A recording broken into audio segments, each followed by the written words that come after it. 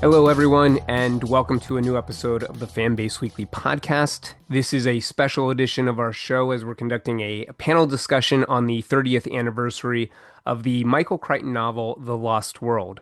Now, before I introduce my panelists, I do want to note that all episodes of the Fanbase Weekly podcast this month are sponsored by the digital comics app, Comix.one. We're honored to have Comix as a sponsor and look forward to sharing details about that app with you later in the show. But for anyone who doesn't know me, I'm Bryant Dillon. I'm president of Fanbase Press. I'm the co-host of this podcast, the Fanbase Weekly, and also the writer behind several projects, including the horror graphic novels Something Animal and Identity Thief.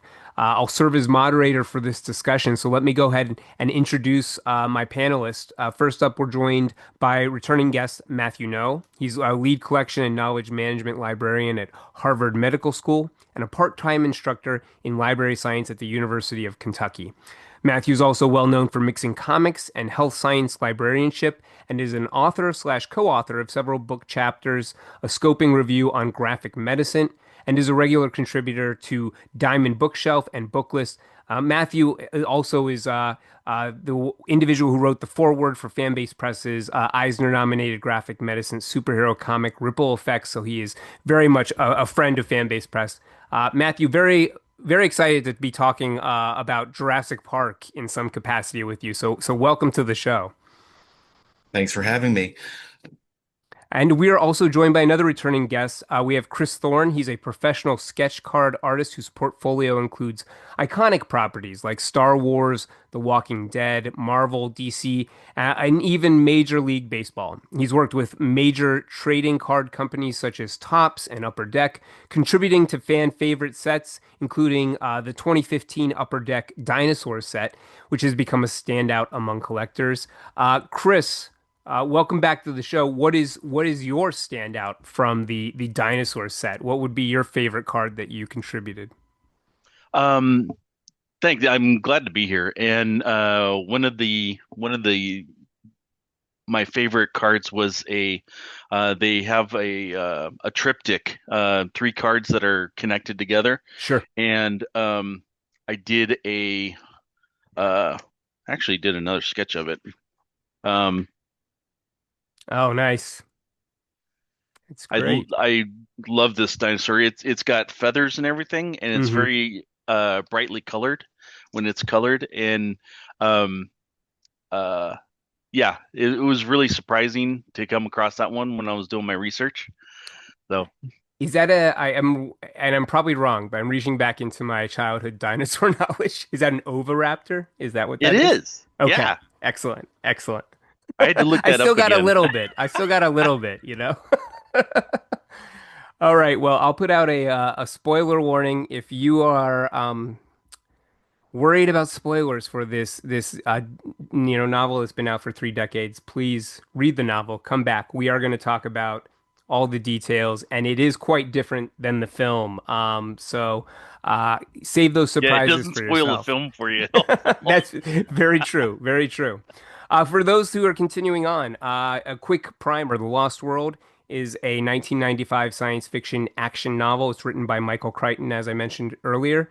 Obviously, it's a sequel to the 1990 novel Jurassic Park. This was Crichton's 10th novel under his own name and his 20th overall, and it was actually the only sequel that he ever wrote. Now, reviews of The Lost World were very mixed by literary critics. We're going to get to our opinions, but I wanted to share a few that were put out there during release. People magazine wrote, quote, action-packed and camera-ready. The Lost World is to its predecessor what microwave dinners are to home-cooked meals. Hardly authentic, but in a pinch, fully satisfying. Even at its most calculating, incorporating two urchins, crafting a feminist hero, the author pleases. Characteristically clever, fast-paced, and engaging, Michael Crichton's latest work accomplishes what he set out to do, offer the still harrowing thrills of a by now familiar ride. End quote.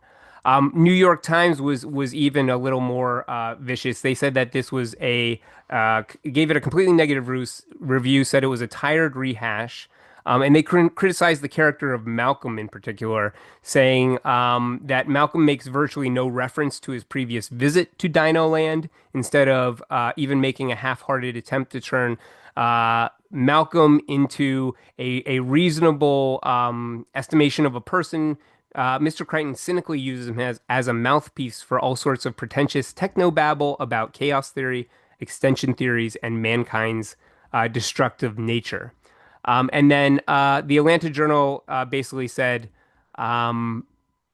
they compared it to a bowl of Cheerios. They said pure product, unsurprisingly and tasty, but not especially substantial. So we'll get into what we think about this and if we agree with these assessments. But I did want to share just a quick few tidbits of knowledge that I came across during my research. One thing to note is that there a year after release of The Lost World, both novels, The Lost World and Jurassic Park, were republished as a single book titled Michael Crichton's Jurassic World. It's completely unrelated to the Jurassic World that followed. It might be the preferable Jurassic World, but we can debate that as well. In 2021, the Folio Society published a special edition of The Lost World, as they did with Jurassic Park previously. And this one has illustrations of select scenes. I have a copy of this, and it's just a fantastic volume. And then, last but not least, I think we have to mention that Crichton, obviously, he stated that the novel's title is an homage to Sir Arthur Conan Doyle's 1912 novel of the same name, as well as apparently he had affection for the 1925 film adaptation of the novel, also titled The Lost World. And if you are a fan of The Lost World, the Conan Doyle story, you'll find several references to Doyle's novel in Crichton's sequel, including characters like Professor Challenger, John Roxton, and others. So there's our basic primer. Let's dive into what everyone thought about either reading or rereading The Lost World. Have you read the novel previously? What did you think, reading it this time, and how do you think it holds up, 3 decades after release? Matthew, why don't you start us off? Sure. So, I mean, I figured if I was going to do this, I reread Jurassic Park first and then reread The Lost World. I mean, in some ways, I actually think Lost World holds up better than the Jurassic Park did, particularly because I spent the first half of Lost World feeling this way too, because I'd forgotten exactly which direction the book was going to go. And I'm sitting here like Michael Crichton in the 1990s really struggles to write women characters. Um, and you compare the two books to the movies, right? And it's like it's clear that there was a better hand at writing female characters in the movies and in these books, especially in the first one. But then, thankfully, later on in Lost World, Sarah gets some more, characterization and then actually has some authority over her life. But that's one thing that really stood out to me, and so I've got quotes later for different things we can talk about. But I am still an Ian Malcolm fanboy, basically. I love that character, whether it's in the novel or being played in live action. And it's really his parts hold up, and when he's stoned on morphine, his parts hold up. I'm kind of with some of the reviewers that you were just talking about, like his characterization, the his motivation to go back to the island in the book feels less authentic than in the film adaptation, I think. He's traumatized, he's been wrecked and broken by this park before, but because some scientist who gets on his damn nerves all the time shows up, he's willing to go back. That just doesn't feel incredibly likely to me in the character. But yeah, so by the end, when he's stoned, he's back. He's Ian Malcolm again. But at the earlier parts, it's like, eh. So it sort of holds up, but it also sort of fails, right? It is a 30-year-old book. Um, I think it holds up better than a lot of other things from that era because it's so science forward and so thinking about. I think the short chapter episodic way that it's written kind of helps it stand better than, the only long screeds are Malcolm's really. The rest of the time you can kind of speed through it in a way that you're not trying to to dig into a tomb full of overly 90s references or anything. Admittedly, we also know a lot better about the science of dinosaurs now than we Sure. did then. Yeah. Yeah. That So always that part's a changes things. little, yeah, yeah. The science doesn't hold up as well as you would want, but I don't expect it to, right? Hmm. Now, Chris, you were reading it for the first time, is that right? What Yeah. were your thoughts going in fresh? Uh, I didn't I didn't bother watching the movie. I just kind of jumped in the book. I didn't realize that it was so different than the movie. I was probably about a third of the way in, um, and I was like, I don't remember any of this stuff.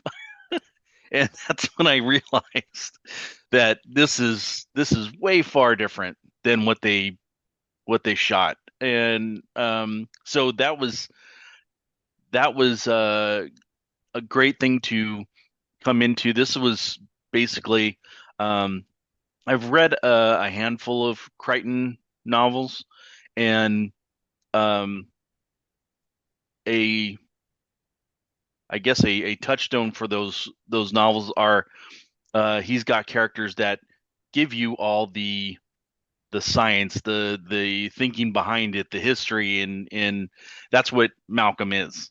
And that's exactly what it is. And it was fine. I had no problem listening to that stuff through Malcolm's eyes. Um, you had mentioned about him being um, like the main character, and I had to think about that because there's so many different characters in the Sure. first part of the book, the middle book, and in the end of the book that aren't, Malcolm just he's just another character is the way I was looking at it. But yeah, I thought the tech, all of Thorne's vehicles and everything, Yeah. I thought that held up really good. I was listening to it and I was like, yeah, I would buy that. No, I would buy that. That was tough and a good safari vehicle. And I thought you meant like um purchase it. I was like, I guess Chris is going on a dinosaur oh no, expedition. I would buy that. I would go hunt dinosaurs with that trailer. yeah. We've got a washout here in a dry riverbed in Santa Clarita that I put it through its paces. There's a lot of wish fulfillment, I feel like. At least I was reminded of as a because I want to say I was in high school when book came out, I think. And I remember buying it and just being so excited to dive into that world again because there wasn't anything else, beyond like some comics or stuff like that for Jurassic Park fans. And so much of this, like going on an adventure, having all these cool tools, all the dinosaur action, there's so much that is just fun in this book. And I don't know that as Matthew was saying, I don't know that it holds up great to like, looking back 30 years and be like, what is this book? You know? But it's enjoyable companion piece, I guess, in some ways. It doesn't really stand up as well, um, message wise, I think, as Jurassic Park, but maybe we can get into that. I know you were saying, Matthew, you thought maybe that The Lost World holds up a little bit more, so I would love to hear your thoughts on that. But there is a lot of this that is just fun, and I guess the question I was going to pose about that is there's always an attitude around this book that it's the only sequel Crichton wrote. There's this, I don't know, lore or story around it that the movie demanded that there would be a sequel when Jurassic Park came out, and Spielberg was basically like, "Listen, I'm making a movie. Are you writing a book?" And and that was a rush to write this book, and that you can see, oh, there's some similarities, there's some like plot points, but they're uh, very different in other ways. And I guess part of me always goes like, was the reason for this? Was this simply that Crichton was doing something different and it was hard for him to revisit characters or to create a sequel after he never imagined doing one? Or was there something a little bit more cynical where it was like, hey, if I write a dinosaur action movie or an action story with, Ian Malcolm in it, people are going to buy a bunch of copies right before the movie, and I want to make sure to get that money. Which again, as a creator, I'm like, well, I can understand that as well.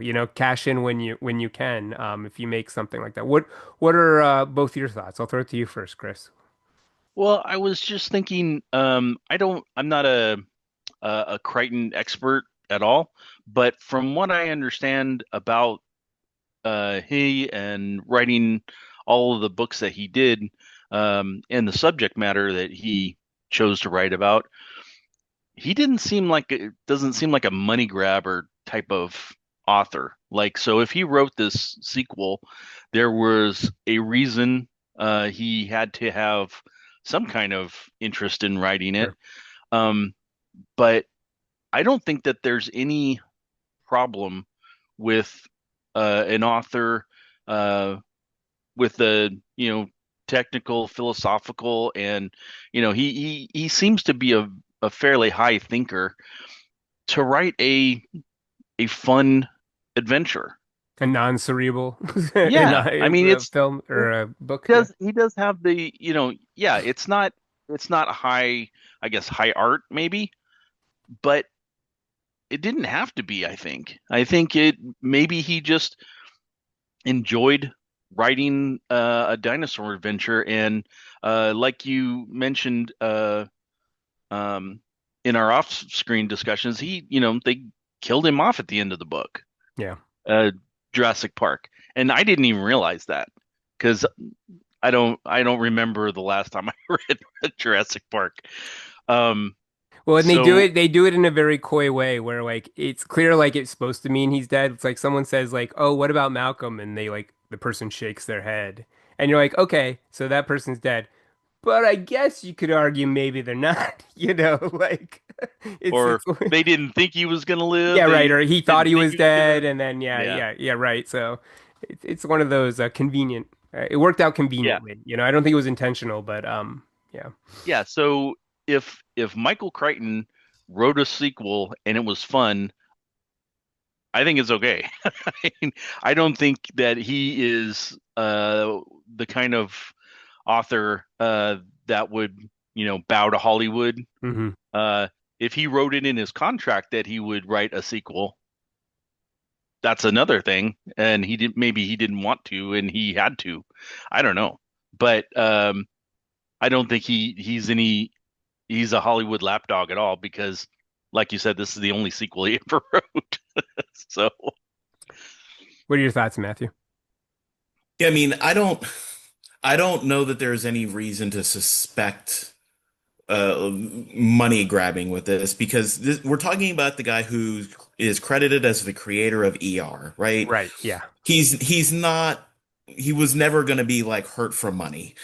As long as he wasn't like off spending it absurdly like some people do, right? Like he was going to have a stable income for life. Sure. That was an era of residuals existing, right? Um, that said, like it is odd that it's his only sequel, so I can see why it would raise eyebrows. And I'm not it does retread a lot of the same ideas about the conflicts in science and the questionable ethics happening in the transition to corporate science instead of, true intellectual pursuit. Um, And maybe he just had more to say, right? Maybe he wanted to make clear that Dodgson was not going to give up, right? Like this idea Yeah. that just because it failed once, we hear some about the bankruptcy of InGen and all that, right? Like these companies never really die. I mean, Toys R Us died because of financial mismanagement, and now it's sort of kind of back as a ghost of itself. So why wouldn't, if someone was trying to genetically engineer dinosaurs, of course, finance and big money is going to find a way to bring it back from death. And so this gives us a chance to continue that theme of, corporate science is going to destroy us all. Um, and let me create a mouthpiece for that and have some other obnoxious characters that you are going to cheer when they die, perhaps, or if something bad happens to them. But yeah, so I mean, there it's always possible someone there was some behind the doors handshakes and all that, but I don't think he was desperate for a paycheck to write the sequel with. And there's enough of his voice in here that I trust that he wrote it, right? I'm not worried about a ghostwriter Yeah, situation. yeah, I would agree with that. I would agree with that. And I ultimately, I think that's where my assessment of the novel, because I have a lot of love for this story. Yeah, But when I assessment of the novel, ultimately looking back 30 years is there's so much that works here for me, but there are, and now with, with age, with knowledge, I go like, it's interesting that he found a way to get two kids into this book. And it's right. interesting that there's a T-Rex attack that's just a little bit bigger than the T-Rex, like on a vehicle, then, in the rain. Then like there's these little things where I go, I wonder if he was thinking like I have to hit these certain points to please the audience, and that could be many things, could be like, oh, the audience wants a specific thing or approach to a sequel, but it is interesting to look back on it. Um, let's talk about standout scenes. I mean, there's a lot of big scenes, there's a lot of cool scenes, and scenes that didn't make it into the film that people at kind of like Malcolm's death in Jurassic Park, the people are completely unaware of if they've never touched the novel. So what scenes stood out to each of you? Chris, why don't you start us off? What was a standout scene for you? Well, I did recognize, obviously the cliff scene with the trailer. Trailers, yeah. Um, yeah, that one I was like, oh, okay, that's familiar territory. I see what they're doing here. And but I gotta say a surprising scene was when Dr. Harding was on the boat with Dodson going over, and then he starts asking these leading questions, and I'm like, oh fuck. And I'm like, she doesn't understand what he's asking. And I know exactly what he's asking. And I was like, oh man, he's gonna when they get to the island, he's gonna do something. If she becomes a problem, he's gonna do something about it. And then he did. And I'm like, oh shit. That really surprised me that he just kicked her off the boat. I was like, wow. I think Dodgson is probably one of the better elements of this novel. I feel like being able to put such a definitive depiction of evil, or I mean, it is just evil, but I almost feel like that's over top, it feels over the top, because I don't think he's an over the top character. He is just he is someone that Crichton has seen in those worlds, the psychopathy, the narcissism, the inability, Shortcuts. all of it, it's just this there's greed, there's consumerism, it's just this mentality, I think, that comes out of that tech world. And the I guess what I like about what you're saying is that scene always struck me the same way, but it also feels so real, especially the way his colleagues react afterwards and the way that he kind of brushes it off. And then I just love the fact that there's a scene at the end where Harding's just like, "Hey, you, fuck you." Go get eaten by a T-Rex. You know, the way that she just kind of shoves him out from under that Jeep with like, she just makes a decision, and it's like, I don't know, I just that moment is so key to everything that's going on with those characters. Like, I mean, it makes me think of that quote, like, believe people when they tell you who they are. You know, um, Yeah. I mean, it also, um, I have to say that her pushing him out from under the truck, that surprised me. that's cold, That, but it's yeah yeah, that it's cool, he's but like that. Yeah. he tried to kill her, and she took the opportunity to pay back. And I'm like, Mhm. I didn't expect her to do that, but if it's me or him, yeah, absolutely. And yeah, so that really surprised me, and was enjoyable to I knew she was gonna survive, but um it was great. It was a great surprise when he kicked her off the boat. Hey man, And If Ian Malcolm can die, anyone can die, right? right. And come back in the next novel. So, Matthew, what scene stood out to you? And do you before that, do you have anything to add on the on Chris's mention? Well, so that's what I was going to talk about was Harding, but not the boat scene, but that decision making scene at the end, right? The Okay, decision that sure. just she's over it. It in a way it's her him, but also it's a chance of like you tried to kill me, asshole. So just get out of the way and everything. But and I really enjoyed actually a lot of the scenes with Dodson really stand out to me in this book because in the film adaptations, one, he's not in the Lost World, and in Jurassic Park, you get him as you get him in the very beginning with Yeah. Nedry, and that's the end of it, right? You never hear from this guy again. It's just this weird subplot in the movies that never gets resolved in any of the sequels, really. Um, and then to see, the comeback in this one and to see how ruthless he really is and to see his decision-making process, and to watch him corrupt those around him, right? This other guy, Howard was his name, right? Howard King, I Uh, think. Yeah. Howard King, yeah. And just the preying on this guy who's at the mercy of this terrible system, and then he himself buys into this system. And I just, I felt kind of bad for that guy. Like you didn't have to be a lackey to this terrible situation. You chose that for yourself, but you didn't sign up to murder anybody or Hmm. attempt to murder anybody. Um, but then there was a scene like whether the kids work or not, right? There's a scene in here towards the end talking. I pulled it up, and Harding says to Kelly, right? Like, I think these people owe you their lives, and she just kind of brushes it off, not really. But Sarah's like, no, people will be trying to take your accomplishments your whole life, right? Don't take it away from yourself, like this opportunity to like instill this no uh kind of badass feminist energy into this world to be like, no, everyone's going to put you down, you're not going to put your own self down while I'm here in front of you, right? And so some positive messaging for the kids characters in this book I think really hit well, especially given the way that they played out in the first book. So maybe he learned something about how to write kids in between the two stories. But that stands out to me. I do I, enjoy I I do enjoy the kid characters in this in novel. Although Yeah, I'm suspicious about why they show up. I do enjoy their presence. Were you gonna say yeah, something, Chris? oh, I was just gonna say that I too really like the mentoring that Sarah Harding Yeah. did with Hmm. Kelly, and it that started right away as soon as she met her and understood, she's smart, she's gonna do great things.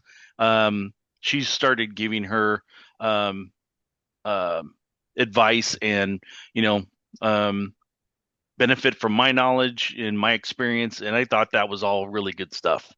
It's more than just really good stuff. I think it's so important to be in a novel like this because this is the kind of novel that's going to get picked up by just random teenagers, because I was one of those teenagers. And having substance within there, whether it's engaging in the scientific content or what you're talking about with Sarah Harding, because I would agree with you, Matthew. I don't know that I think Crichton writes women the best. There's times when you're like, okay, I think you understand women to a certain degree, but then you also are a little hands off with them. But in this novel, there are a couple really key scenes and elements of Sarah Harding where she is clearly like the most capable, confident individual in the group, And when she needs to do something, she does it immediately. He's really built it into like, well, that's what she does. She works in the field and she makes these snap decisions, and you survive based on those decisions. And the way that she keys in on Kelly and kind of knows it's something as an adult I think about all the time these days. Knowing that what it is to be like a teenager and have that sort of waffling where you're like, I kind of think this is the way the world's supposed to be, but no one's said that. So I'm not sure if that only I think that. And to have someone go, no, you know what? Everyone's going to tell you you're wrong. You're not always wrong. Believe yourself. Like that's such an important defining moment in a young person's life. And to see it here on the page, I think is really important too, because it endears you not only to Harding, but you get this sense of like, oh, like this person's meeting I guess that's the other part. This kid's meeting her hero, and her hero's right. living up to the legend. it so often goes the other way, you know? So to have her like be like, yeah, my hero's actually fucking cool, you know, and supportive, that is awesome. Yeah, And once in a Especially, while, go ahead. I, I was just gonna say, once in a while, when I'm at shows, I will get kids coming up to the table, and the parents are like, "Oh, he draws," and you kind of have to get them out of their shell to like talk about Sure. their own art and stuff.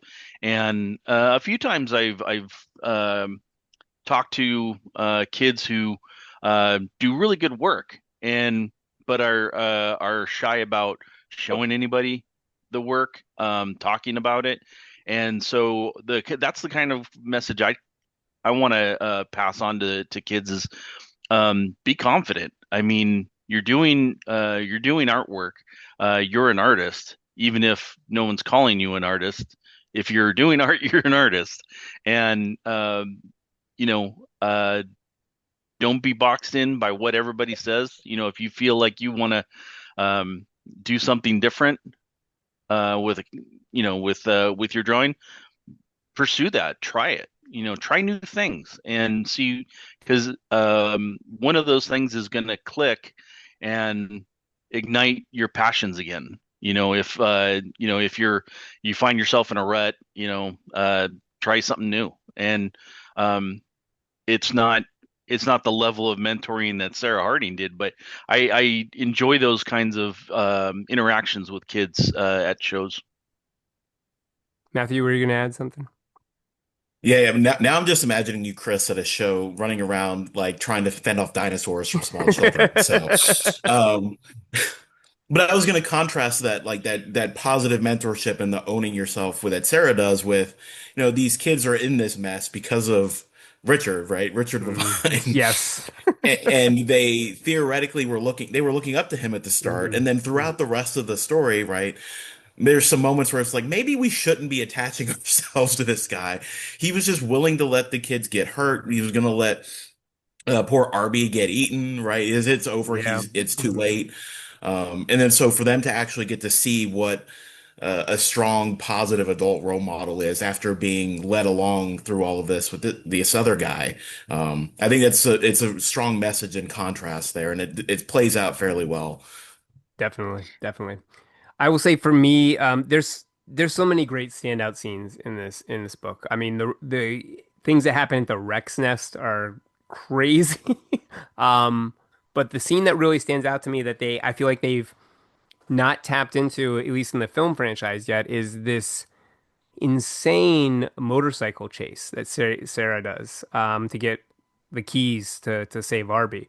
So for people who are listening, there is a point where Arby is locked in this like shark cage for dinosaurs. He's stuck in there. They've lost the key. The key somehow gets caught in the mouth of a velociraptor, and that thing takes off into the night, the jungle in the night. And as Matthew was saying, Richard is just like, oh, he's gone. We can't do anything about it. And Sarah's like, gets on the motorcycle, grabs a gun, grabs Kelly, and is like off. And they're like flying through the night, chasing this velociraptor while she's just saying, Kelly, you're gonna have to take the shot. I'm gonna get it steady, and you're gonna shoot this thing. And it is an intense scene, and there's so much that's riding on it when you think about Arby, how injured he is and in peril. Um, and we've gotten like elements of that. We've gotten like Yeah. Chris Pratt riding on motorcycle with raptors for a few seconds, but we haven't got the intensity of like sort of it almost feels like it takes me back to a quote where Tarantino's always like, well, if you have like a shootout and you put it on a train when there's a bomb about to explode, it ups the stakes. And this really has that element of like, the counting down clock, if you will, or the idea of we're gonna lose this animal and then it's gone, it's into the wilderness. And just a super intense moment in an intense book to begin with.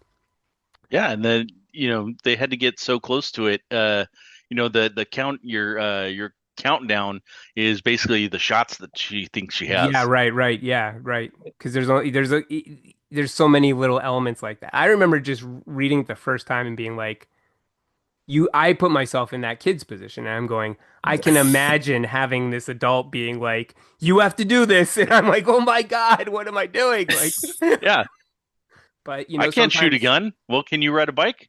No. Well, you're well, shooting a gun. You're talking well, about which one of those is easier to do with modern technology, right? and as I've gone through my life, I guess I've been put in moments like that, since where I did forest firefighting for a little while, and when you're in the thick of it, that's what happens. Someone will just be like, "Hey, we're doing this," and you're just like, "Oh shit, we're doing this right now," which is happening. But you go with it, and hopefully it works out. Um, well, let's dive a little bit more into these characters because I would love to be able to take some time with them because I think they're all pretty fascinating characters. And I want to start obviously with our lead. We've got Ian Malcolm. As we mentioned, he originally died in the first novel. Crichton chose to bring him back for the sequel. And there's this quote I have from Crichton where he says, Malcolm came back because I needed him.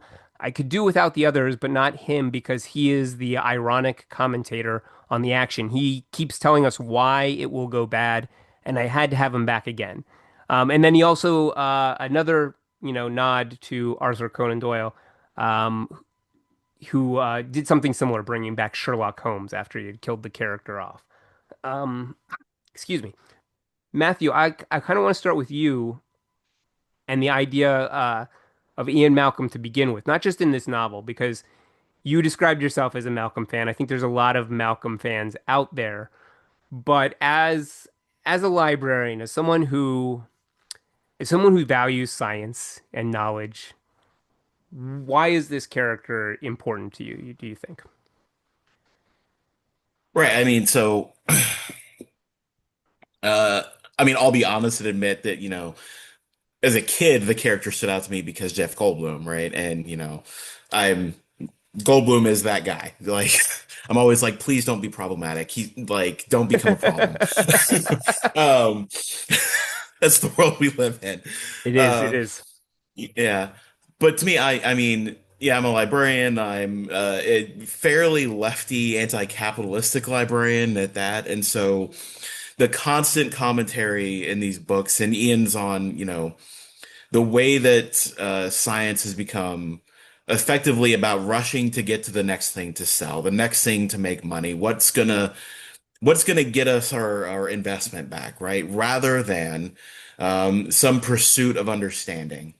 And I don't want to, idealize it. It was never just some pursuit of understanding, right? It was never just a bunch of people going, "Hey, how's this work? Let's figure it out." There's always other motives.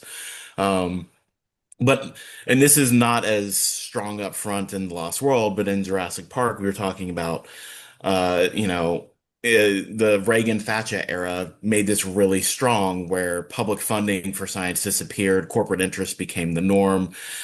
Like the park is set in the 80s where this was becoming the high time. And this idea that we can so there's that part. This corporatization of science is bad, concern, all of that. But then the environmental part of my leftiness and this systems thinking and this organization of the world part, this idea that we can ever truly control and organize any complex system on our own, right? This pushback on that idea really stands out strongly to me. And that's threaded throughout both books with the chaos theory, mathematical sections he breaks it all down to. I am by no means a mathematician. Librarians and math don't usually play very well together, despite, organization, information, and all that. But so this idea that you can control these complex systems and how absurd that is on the face of it has always stood strongly to me. And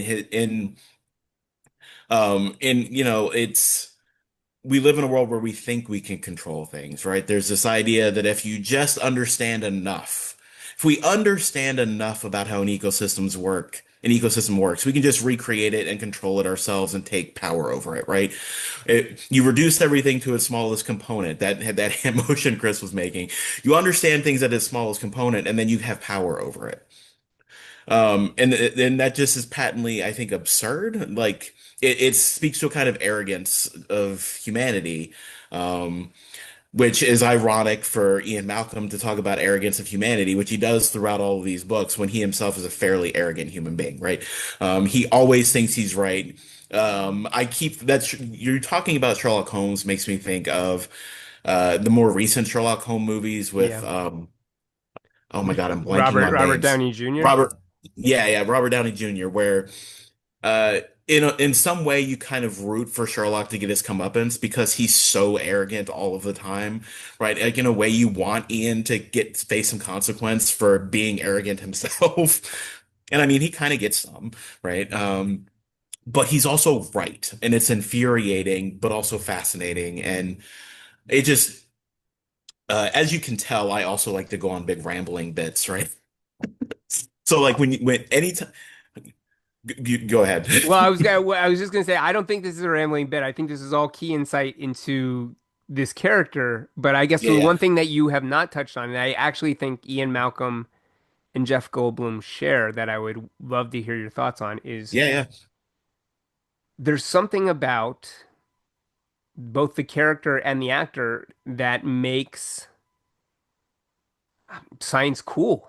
You know, there's a rock Yeah, star quality to yeah. that he bring. I even think back to The Fly and the way Right. that Seth Brundle is sort of like a ladies' man, you know, to some degree. I mean, he's a geek, but he's also like a hot geek, you know, and there's something to that, isn't there? About having a scientist who is also the cool, sexy guy in the story as well. Right. And yeah, having some suave is always a word that comes Right, to mind right. for me, right? Like he can show up and he can convince you of things. You want to listen to him, right? You want to get close and hear what he's got to say.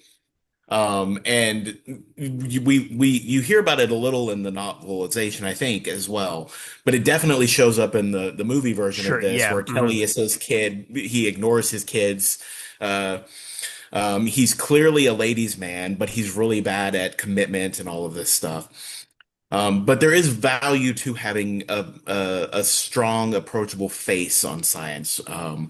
And I don't know that I would say that Ian Malcolm is a great communicator to the public, because, however, he does make you interested and want to listen. Hmm. He's not dry. There's no dryness, right? You're not going to an academic conference presentation where we're just reading off of a piece of paper at you.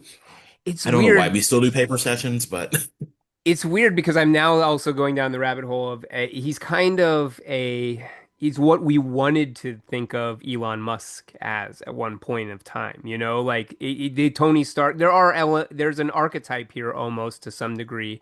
Can you right. think of anyone? Can you think of anyone that you think in the actual scientific like community that has this kind of persona that brings in, I don't know, outside interest in that way with their personality?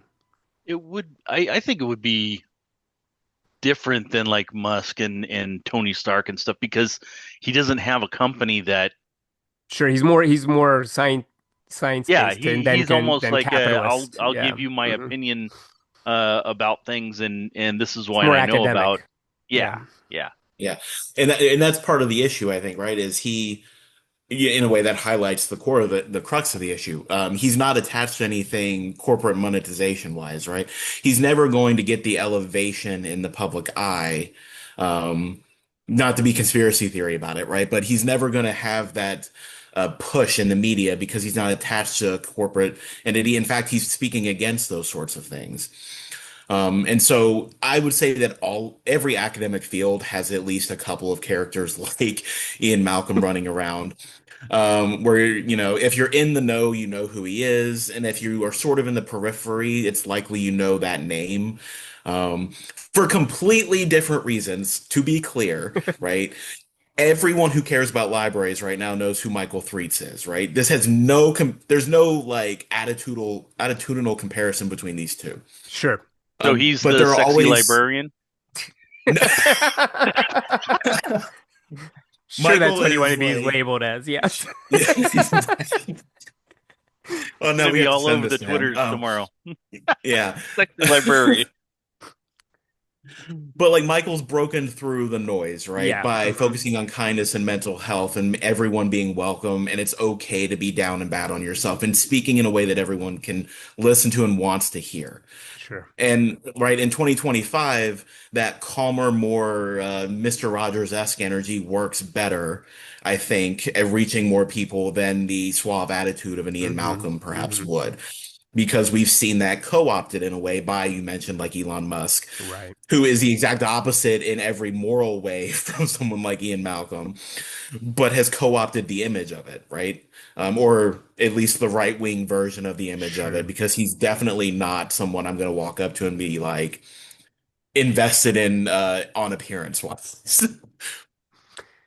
Chris, do you have Yeah. any thoughts on Ian Malcolm as a Yeah, character? yeah. One of the people that I was thinking of when you asked about um real people with that kind of energy, um, I was I was trying to think of any other um disciplines that I have any kind of um knowledge of, and it's the only one is like space Okay. that I can like bring up any names that mean anything. Neil deGrasse Tyson has Sure. made That's a good point. space very.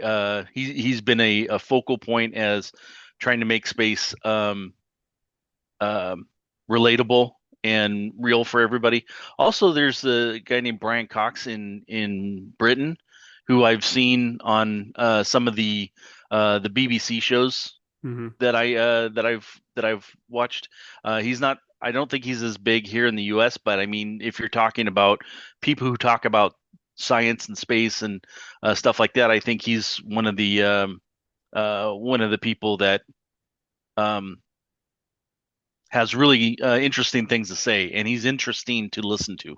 Um, but as far as Malcolm goes, it was interesting that when I was reading the book, um, obviously I was hearing um, Jeff Goldblum's voice Sure. whenever I was reading it. But what I what I found was I didn't I didn't get the cadence right. It wasn't yes this and that. Um, so it was kind of there's kind of a disconnect because it didn't sound like the Malcolm that I knew. So I had to listen to these monologues um, kind of detached, and I had to kind of accept that this is who Malcolm is, not who I think Malcolm is. And I thought it was interesting. It was just hard to get past right away. It is interesting because I feel like there is a real, and Matthew, you noted this about kind of how he becomes more like himself in the original novel once he's injured. Um, there's the swagger is in the first novel, and as I remember Crichton talking at one point about writing the first novel, and he'd be like, "Oh, I would be writing, and I would be like, oh, I think it's time for." Malcolm to say something and he would be like, "Oh, I was thinking like three sentences," and he would end up like talking for 7 pages. And he really has these really intense and incredibly captivating back and forth with like Hammond, about Mm, science's place in the world and what humans can do and what we can, if we're able to save ourselves. And it feels like we open up this novel and we're in a very weird place. Malcolm's different, and some of that is just he's gone through this situation with the injury. It's years later, but there's also this weirdness that I feel like the book never completely grabs onto of like what the I guess the fallout of Jurassic Park, because like all these characters we know are like we're not talking about it, and we're not even gonna have a scene where we break down and go, hey, we weren't talking about that. Like we just kind of go with it. And one of my biggest issues with the book, and it's not a major issue, but one of my biggest issues with the book is the motivation for Malcolm, because we get to the end of the book and they're kind of like, well, this isn't a lost world. It's not perfect. And I'm like, I feel like Malcolm would know that before stepping foot on that island. I don't think he Right. needed to go there to figure that out. But the book, would not exist without that. The adventure does not exist. So I think they kind of, Crichton, you know, fudges it, makes it work. But there is Well, a I there. think that part of it was for um, Levine's benefit, who uh, goes into everything like he knows everything, everything's so obvious, right?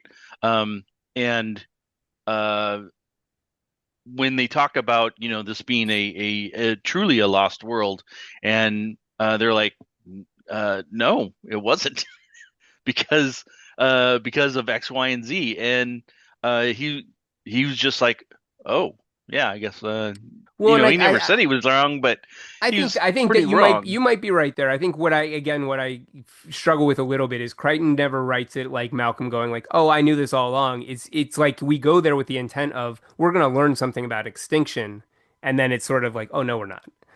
Um, and I guess that is a little bit of a fudge for me. But what I guess all I was commenting on is there's an interesting feeling of like the characters don't feel like the characters, and we only really interact with Malcolm, but there's even mention of Grant and a few others. They just don't feel like the characters we know from the first book, and I think that's simply because they're under non-disclosure agreements. There's some sort of fallout, but it's not really examined. I guess I go back to that Right. one critic who's like, hey, they don't even he doesn't even really talk about like the events that happened on the island once we start seeing dinosaurs. He's not like, oh hey, like a dinosaur bit me once. Like, well, Yeah, it watch was out for weird. this.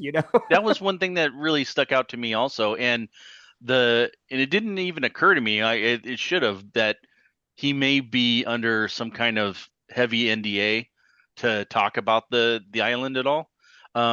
But I would think that once you're on another island with dinosaurs, that all kinds of goes out the window when you're trying to save people's Sure, lives, fair enough. But There's ways to but excuse yeah, he that. Yeah, never he spews all this dinosaur knowledge that I would, if I was there, I'd be like,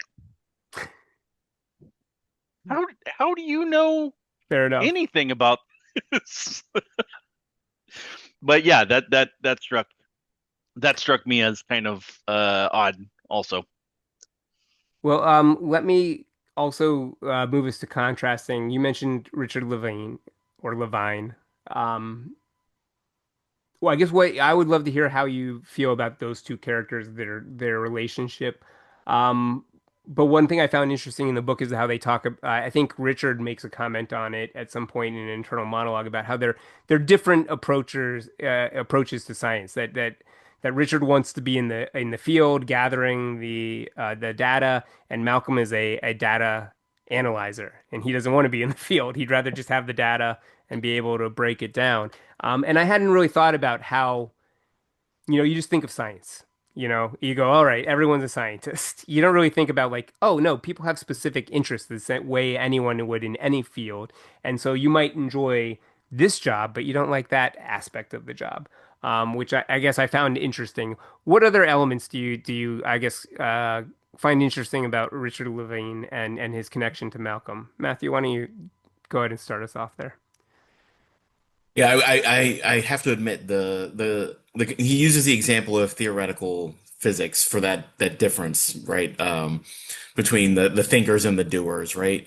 Yeah. Um, and because of where I'm situated in life and where I work and my background, I'm like, that was one of those moments where it's like this inner monologue feels like it's very clearly for the reader, right? Because you have to explain these things to people who aren't mired in science all of the time.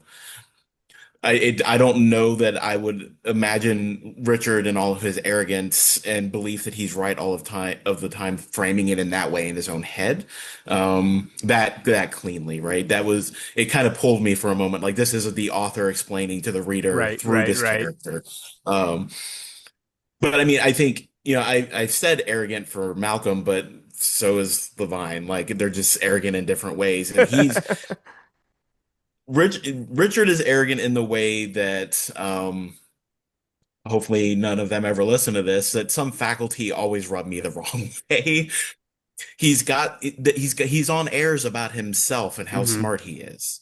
And this belief that he is always the smartest person in the room, everyone else is redundant or in his way, or a tool to be used, right? He is the perfect encapsulation of that kind of scientist, which exists in academia just as strongly as it does in the corporate science world. Um, and I was always hoping that he would maybe learn and grow as a person throughout the book. But by the end, he's still thinking, yeah, he's still thinking of Sarah, for example, as lesser than him. Yeah. Hmm. Even though he frames himself, as you just said, as the in the field doer, he dismisses the in the field doing that Sarah Harding and her quote unquote naturalist kind of science are doing. So his is somehow special and different, and hers is lesser and over there. Yep. And like that's just his whole relationship with everyone in the book is either as a tool to be used, like the kids kind of, and then he just wants to prove himself right, everybody else be damned, and their safety be damned, and even his own safety be Yep. damned. You until the end, he finally realizes, oh God, I'm gonna die, and has that panic moment. But then there's still no like magical like wrap up moment where he's learned a valuable lesson. I could imagine him coming back to this island 3 weeks from now. Um, so Well, yeah, and With it then I all mean, figured out, right? I've got it all figured out now. I was there. yeah, I know where they went wrong. They went wrong. I didn't go wrong. well, just right. the casual nature of like, not that he was responsible, but like the idea that this guy that he hired, Diego, just got eaten by dinosaurs, Yeah, he was and just he was just like, he yeah, just that brushes it happened, off. that happened, but we got to the island, man. We got to the island. We're here. You served Yeah. your purpose. So yeah, he He definitely has a very single focus there. Which we and learned that Diego was, I guess, the cousin of the guy who brought the other team, and Yeah. then there's never any resolution for poor Diego. He's just dead, and the family doesn't know what happened. You wonder what happened there too, because there. All right, so one guy disappeared, and the other person, a woman, disappeared off the bow. You're like, okay, something tricky about going to Isla Sorna.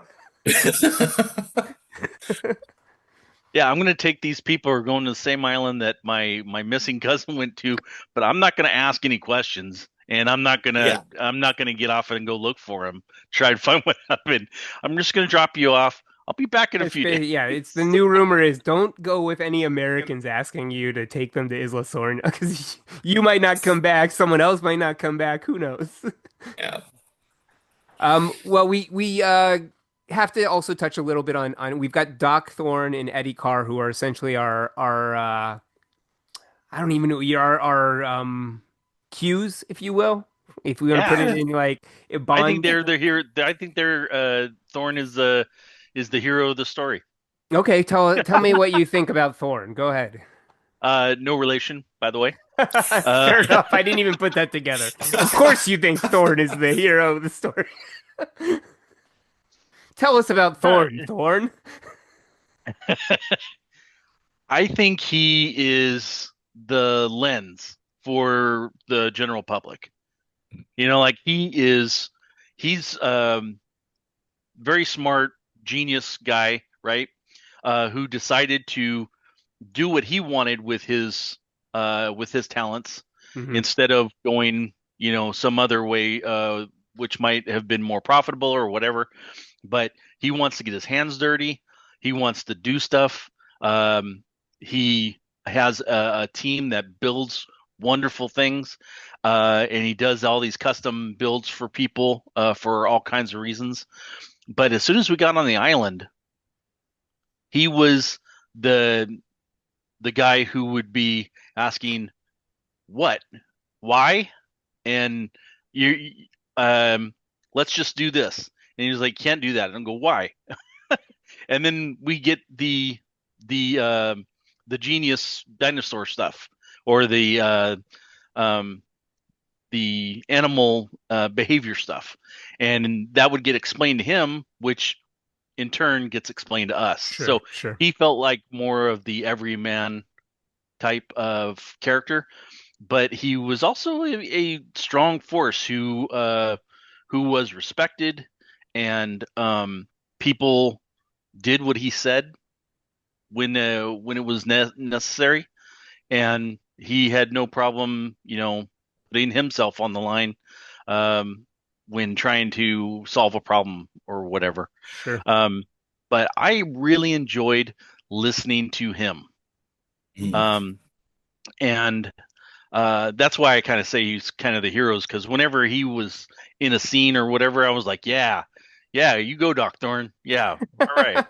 It reminds me a And little bit of Jamie or Adam from Mythbusters, like exactly. I mean, he's got a little bit more authority to him, he can, but Yep. he really has that like that ability, and I bet a few people like this, where it's like if you give them a problem, it's like they can't let it go. They're like, I'm gonna solve this one way or the other, and they have that ability to just work the problem until they find a solution. Yeah. And that's really important when developing, dinosaur hunting technology. You need, a problem solver. Yeah. Matthew, So anyway, that's why I like these guys, and his right hand Eddie. yeah, I thought he was even less knowing about, because he doesn't know everything that Doc does, but he was an excellent engineer, and he knows everything about what they're using, and so um, I thought he was a good character to have on the island also. well, it's interesting that you say that because I hadn't really put it together. But one thing that's key in this novel is all of these individuals involved in these scientific fields. For the most part, we see them have others that they're passing that knowledge on to and fostering that, It's not like, oh, I'm just doing my thing. I mean, Malcolm's helping out, Richard to a certain degree and Sarah, and Mm. many others.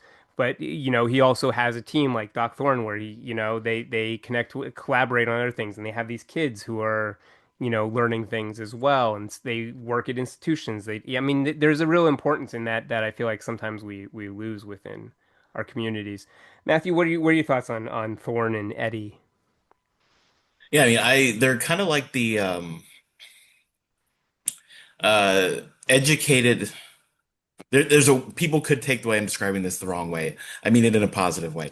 They're like the educated old farmers back home where I grew up, Sure, right? sure. Thorne, like Thorne is he's smarter than you would ever give him credit for because he doesn't have the institutional affiliation, right?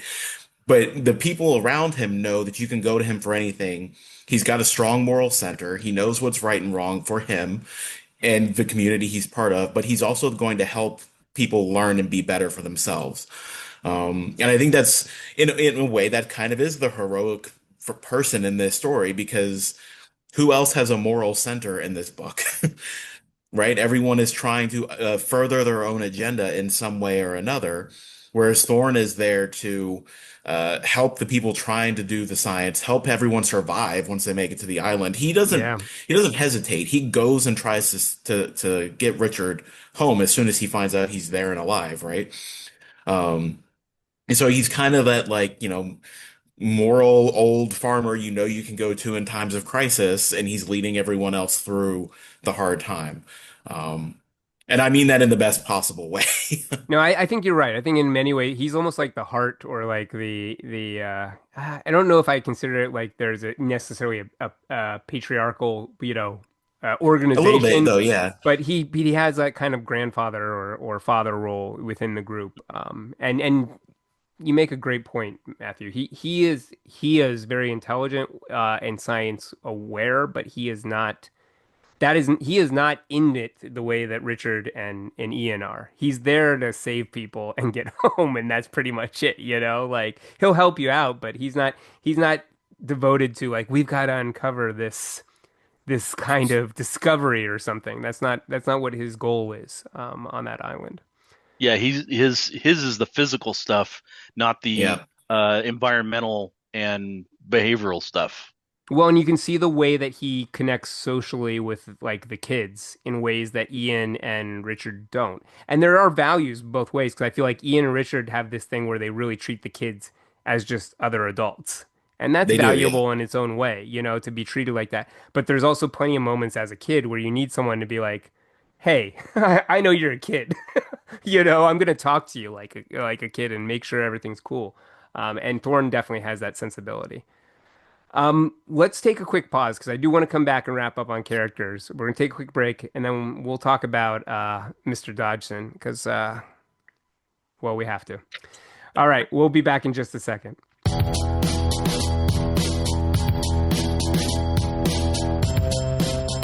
All right, listeners, we're back with our 30th anniversary on The Lost World, the novel. Chris, before we go on to the villain of the piece, you said you had a little bit you wanted to add about Richard Levine. Yeah, I thought Richard Levine was going to be the villain of the piece. Oh, I mean, he as soon as we met him, and we got some background on him, he is absolutely that egotistical, smartest man in the room. He's got that kind of energy, but he's also independently wealthy, right? So he could buy whatever he wanted, and so there's nobody that could put him in his place or put him in a corner or punish him at all because he could just pay for anything he wants on his own, and he did. And that's the kind of energy. He's spoiled little rich kid who actually is smart and knows he's smart. And I thought that was prime for you're gonna get chomped on. And as the book went on, he wasn't learning anything, which was frustrating, and he wasn't getting killed, which was frustrating. what do you think the purpose of this character is? Like, I mean, you're beginning to make me go like, why did Crichton I include this character? I I think you had to have somebody in the story that was going to be a salt. What is it called? Fly in the Vaseline, right? Um, some somebody that was just going to be. I know everything. I want to do these things. This is what I want to do. I don't care what you guys are doing. I'm doing this stuff. He's like the And motivation to go to the island, essentially. He's the one that keeps yeah, pushing yeah. everyone towards that. And he doesn't want to leave the island. He doesn't want to interact with anybody else, but everybody's trying to save him. And he's like, I don't want to be saved. I'm like, don't be an idiot. Except when I call you on my And sat phone and say, help, help, help. yeah, I was just trying exactly. to figure out how it worked. I wasn't trying Yeah, to tell you to right. come save me. Oh man, But I I'm mean, when he doesn't he's he doesn't die at the end, and it was very unsatisfying because he didn't learn anything. And I think Matthew is exactly right that 3 weeks later he was planning another trip to the island because he's like, okay, that first trip didn't go the way I wanted to, but I think I got it figured out now. he's got those cameras now too, so you know Yeah. he he's got can. yeah. What were you gonna say, Matthew, about Richard? Oh, I was gonna say I mean, in a way, he's John Hammond again. He's just the egotistical scientist John Hammond instead of the showboaty showman wants to bring Fair. financial windfalls and joy to the world. He's like a Hammond stand-in for Malcolm to fight with and argue with. But yeah, Okay. Without the charm. Without the without the charm. charm, Oh zero boy. charm.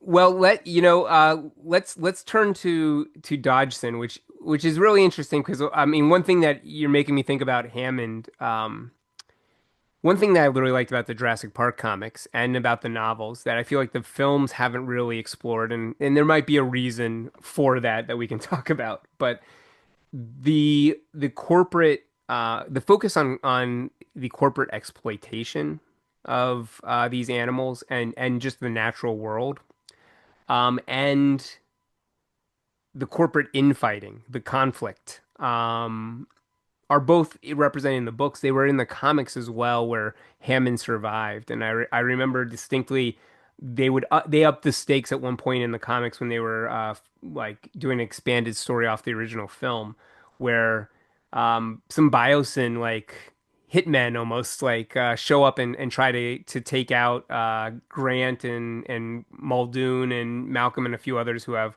like been tracking these raptors through the Costa Rican jungle.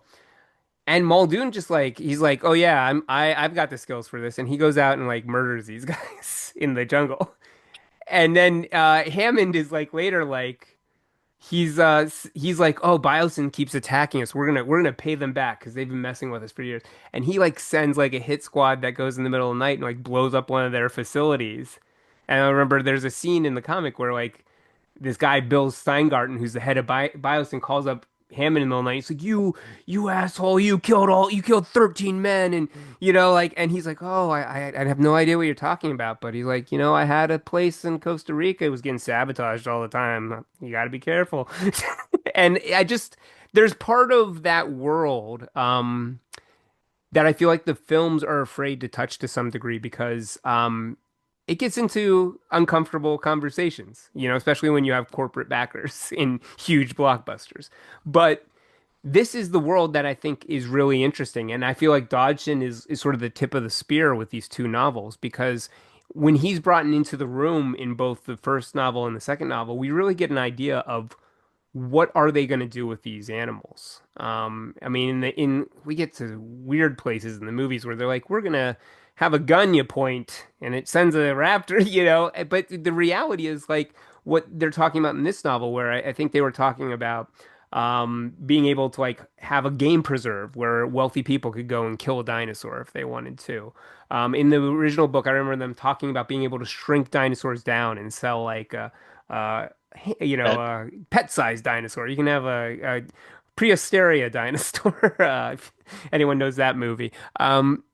But I don't know. This to me, this is part of the meat that is missing from the franchise. And Dodgson again represents a lot of things that I think that Crichton wanted to say and the franchise wants to say about biotech industries, the corporate approach, capitalism.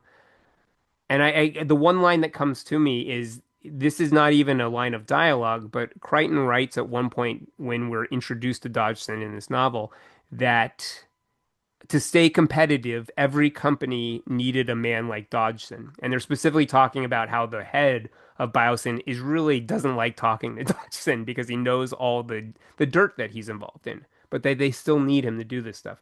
So I guess that's where I wanted to start. We can go into all aspects of this character, but what do you think he represents? What is again, why is Crichton putting him in this novel? Why is he depicting him this way? And what do you think he's supposed to mean to us as an audience when we come away at the end of the story? Matthew, why don't you start us on this one? This is the nerdiest possible way to frame this, but I just had this vision in my head. Anyone who's familiar with Naruto, the manga and the anime, right? You've got framing this as, companies are basically the size of countries now and Hmm. dealing with budgets the size of countries. You've got Naruto, you have the Hokage, who's in charge of the village and is the public face and is protector and all this stuff. Then you've got this shadow guy who's like talked about as the shadow Hokage. He's effectively got the same amount of power. He's just the hidden face and does the dirty work, quote unquote, necessary for the nation, the country to continue to exist. Framing in realistic terms, people often talk about the CIA this way, Sure. right? Yeah. It's a dirty, necessary thing they claim. And I think it's really dangerous to apply, like, regardless of how you feel about that existing, right? It's dangerous that we have allowed a similar idea to become rooted in corporate world too, especially as we've seen mega conglomerations come and grow and be the size that they are. And that's probably why it doesn't get poked at as much in Right. the film because they're never going to financially back something that is hitting them that hard. Um, it hits too close to home, let's say. But so I mean, Dodson is representing this idea that, you know, in a world where all that matters is getting there first and fastest and first and disruption is how we talk about it Yeah. nowadays. Right. Yeah. Um, right. But like break things and get there first is what matters, right? And in order to get there first, sometimes you have to someone who's willing to slash somebody else's tires or steal their stuff. And that's considered okay and good business as long as you win in the end, right? And so Dotson is just showcasing that in and he's not even like cartoonishly villainous, right? Like it's kind of shocking that he's willing to throw someone overboard and try to murder them, but it's probably just normal everyday business to him, and it's presented as normal everyday business in a way that like Lex Luthor is much more relatable as a villain in modern life than I wish he was. Right? So it's a similar kind of energy, just without the superhero stuff. Well, and it is interesting because we could debate it. Is that his Yeah. is that his first murder? I don't know, but it almost feels like it's so casual that he kind of just like uses a It was too wave to toss her calm. off. Yeah, but I mean, well, even you go like he knows people are gonna die when he's doing the things that he's doing for Jurassic Park with Nedry. He knows that probably there will be casualties, and we know that there's a commentary in both books, I think, about like him infecting Chilean farmers with rabies Yeah. for some sort of study. So he clearly, it's spelled out. The end, as you said, justifies the means for Dodgson. I guess what I would ask you, because I agree with everything you're saying, what do you feel like Crichton's feelings are on this? Do you think that he's commenting and saying this is the wrong way to go? This is a necessity. I mean, because I get the impression he believes that he deserves his fate by the way Right. that we see Sarah sort of deliver him into the jaws of death, if you will. I think so, and I think that he is a tool of the corporate malevolence that Crichton talks about often. He often in his books talk about the corporate structure and how and basically they're set up for to be evil. Usually he's talking about not an ethical corporation, but usually corporations with a handful of Dodgsons um, that do things. And because they are the in the mud type of characters who are willing to do who understand what needs to be done and are willing to do it or have it done. Um, One thing about him knocking Harding over the bow, I felt like I think one of the things that made it surprising to me is I didn't think that he was that kind of person and that was crossing a line, and he seemed to be surprised with how okay he was with it. You know what I mean? Um, and maybe and maybe that's why it was surprising to me as it was. But it was like I'm in this for a penny. I'm in for this for a pound, and later, and like I had to do it. But I think yeah, I think he is the some corporations that are malevolent, right? They have these arms of espionage, and that forces other corporations to have espionage teams. So now corporate espionage is now a like an R&D department, and even if you're an ethical company, like let's say InGen was, um, Biosyn is not, and they don't have the same quality of people, so they have to take shortcuts. Shortcuts causes danger, and danger means lives are lost. And I think that's one of the examples of what Crichton was trying to say is, you can do things the right way, and then you have other corporations that do things not the right way because the end justifies the means, and you have to be first, or at least not first. You have to do it also as good, Mm. because you can't let one corporation be the only one. And having all that IP, basically, all that intellectual property that InGen had um, lying around after the bankruptcy, that has to be picked up or bought by somebody else. That can't just sit around. That's knowledge that other corporations can use and profit from. And I think for the reasons you guys talked about. You can't get too deep into that and the how real it could be because you've got studios who are probably doing the same kind of thing, with their IPs and buying screenplays and making movies and doing whatever they do um, on the second and third levels of their corporations. Um, yeah, you don't want to shine too big a light on something like that. And now we're starting to sound like conspiracy there. Well, So, No, yeah. I don't think we are. I mean, I would offer that I feel like one really interesting thing is how public persona has changed on the idea of like tech groups like this and tech, tech billionaires, tech whatever you want to call it.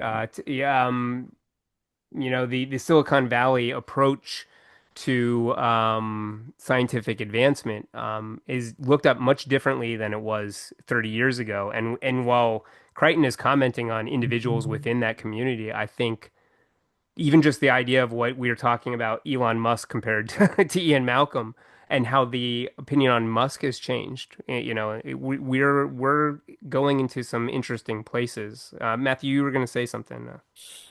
And I think the specifically about Dotson, right? Like Crichton's background. I mean, he's a graduate of Harvard Medical School, right? So Yep. the biomedical like illegal testing stuff, right? I mean, he's a kid. He was a kid when Tuskegee was happening, right? Like he's aware of the long history of horrifically unethical medical experimentation, right? So I always read that and I'm like, that's what stands out to me for Dotson is that it wasn't that corporate world changed him, right? He was that kind of person to begin with. He Right. was always making the wrong choices, and then corporate world found him useful, right? He was too useful to pass up. Like the technology is too useful to leave lying around. There's money to be made. Um, and I do think there's some of Crichton's worldview in that, but I also don't want to let pass. We're talking about some of the themes later, but like we have to remember, late in life, Crichton became a pretty anti-environmentalist kind of Yeah. person. hmm And so you can sort of see like I think the final lines in this book kind of points about a little bit. Thorne's talking about how the theoretical science and all of that stuff is kind of irrelevant. What matters is what you can touch, see, and feel yourself. And when he was writing at the time, you couldn't touch, see, feel necessarily climate impacts happening yet. Now in 2025, we're definitely already feeling them. Um, but so like I think he took issue, and all of his novels speak to this. I think he's always taken issue with the way corporate science is done. I think he's got issue with academia based on some of his past history. Sure. Um, like he ran experiments on some of his professors to prove that they were doing XYZ while he was here. There's Oh some boy. interesting Harvard Crimson articles wow. about him. Um, I think I so I need think to he's do taken some more research into Crichton himself. right. There's some interesting Wikipedia pages. Yeah. Yeah. So I think he's taken issue with academic science Yeah. as well. It's not just corporate side is bad. But I don't like I think sometimes people think that he's using Ian Malcolm's worldview as as a placeholder for his own views. And I think Malcolm is much further afield and more positively critical than Crichton himself was. Sure, sure. No, that makes sense. And I mean, even that last bit with Thorne, it's interesting because I find like that Michael Crichton is one of many individuals that I struggle with at now these days because I'm like, all right, there's so much that I agree with in some of your stories, some of your messages, and then there's so much of that that conflicts with things that you have believed or said later Yeah. on in life. But that tends to be people, and especially like I feel like that's in science a lot too, where you people contribute very important things and then also contribute things that you're like, well, we didn't need that. You know, we didn't need you Right. to add that part to it. And so I look at there's part of me that really to some degree, I don't know if understands, but sympathizes with this idea of he seems to be saying at the end through Thorne, hey, like we can talk about all these things that are quote unquote human science, but people don't quite understand to some degree, like theories are theories when we get down to it. They not that we should just wash them away, but at some point you also have to go, we could just be wrong about everything, Yeah. because it's always evolving and it's always changing and there will be a time when people look back and go, "Oh, they believed in XYZ and that was crazy." But that's just the natural procession of things, and Yeah. that's I think that's what people struggle with science is that they want science to be able to come and say, this is how it is, black and white, definitive. And science is just really not that. It's a continuing, evolving discovery, Yeah. which is not comforting Well, for people, you know? well, that's I think yeah. I don't want to get too far into the weeds with that, but right, that's where you get criticism of this misguided view and sometimes misguided approach to science, where it's a replacement for faith and religion and all that, Sure. right? Like Yeah. people are like, science is your faith. Well, it's not really what science is, but some people have adopted it in this wrong-headed way, as if it is kind of an arrogant, we can know it all, faith of the world thing. And I want to, before I forget this, Sure. there's a conversation in here um, talking about the evolution of the way that we view science as well, right? Yeah. Um, prior from the 16th to 19th centuries, people started viewing science as actual factual, neutral observations about the world, right? And then finally, people started, you get the critical theorists and everything thinking about like, no, if you even the mere act of observation changes the reality of what you're looking at, right? There is Hmm. no neutral observation. And that's a really fundamental, important part of science. And accepting that is really important and vital to science. But we're living in a time where that acknowledgement, that realization that science is not objectively neutral is played out very poorly for scientific funding and for conversations around, reality and the nature of existence, right?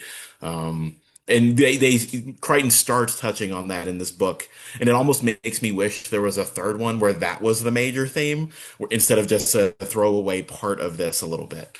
Um, I definitely agree with that. Well, I That know, was something that that go was ahead. something that I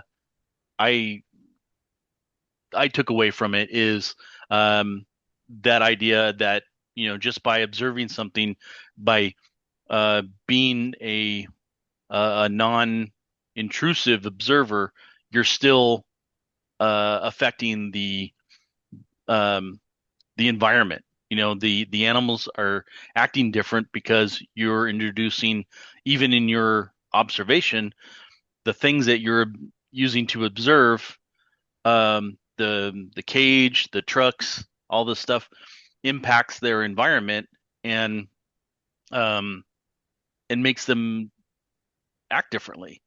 yeah. So that was that. There were a couple points um, like that made me think twice, take that into consideration. So yeah, um, it also taught me some stuff. So Well, let's go into the themes that Matthew was noting. You know, I'd be interested in just hearing what each of you thematically thinks this novel has to say. I have a few themes that I think I shared with you that I outlined, but where do you each fall? What do you think Lost World has to say as a story? Chris, why don't you start us? well, I think that the the whole premise of the series, all the different stories that have been told about Jurassic Park is a lot like letting the genie out of the bottle. You can't put it back. You can't hide it. It's living, and like what Ian Malcolm said in Jurassic Park, life finds a way, and you can try to contain it. But one of the other things that was um, interesting as far as the the theme of Levine's theme of observation. I want to observe the dinosaurs. I want to learn from what they're doing.